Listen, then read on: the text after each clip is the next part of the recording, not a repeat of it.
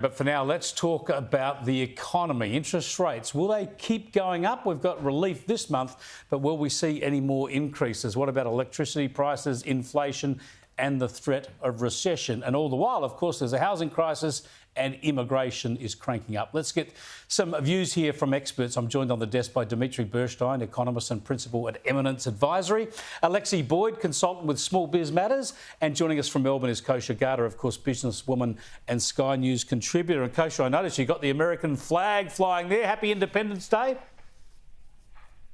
Thank you, Chris. Well spotted. You've got an eagle eye there.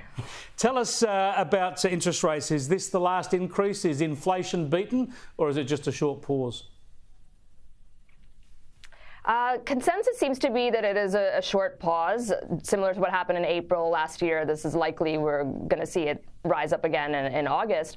But I think, regardless of that, even though this is a momentary reprieve and they did defy expectations, it doesn't change the big picture. As you know very well, people are facing, I think the latest number is this rate rise is 121% increase in a very, very compressed time frame in 13 months. That's much, much more stark than what happened in 2008, 2009. We're also in the middle of the wave of the biggest expiry of loans in the fixed rate loan book. And so for those folks, it's north of 210%.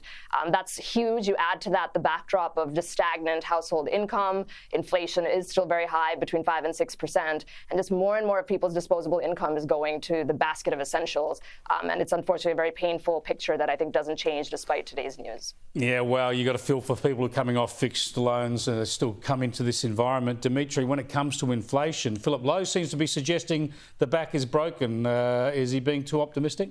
I think so. Monetary and fiscal policies seem to be still working in opposite direction. The RBA is doing what it's supposed to be doing and reducing the money supply.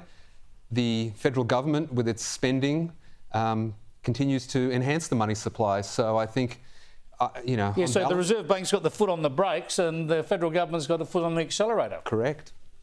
So, I worry it's still going to, there's still more interest rate in the powder in the gun, but it's just a matter of time. I think the Commonwealth really has to come to the party and do something about productivity, government spending, regulation, just allow production to increase. Yeah, they seem to be sitting back and watching really at the moment. Alexi, tell us about small business in particular. Obviously, the interest rates impact on them, but energy prices must be a killer. Absolutely. It's definitely one of the, top 3 things that small businesses are particularly concerned about. And let's remember as well with interest rates that they're keeping a close eye on interest rates, not just because they're home owners themselves and they've also got home loans, but they've got business loans. And business loans go up with interest rates as well. And that can be a huge impediment to a small business's ability to borrow and then also their ability to invest in their business and have that capital.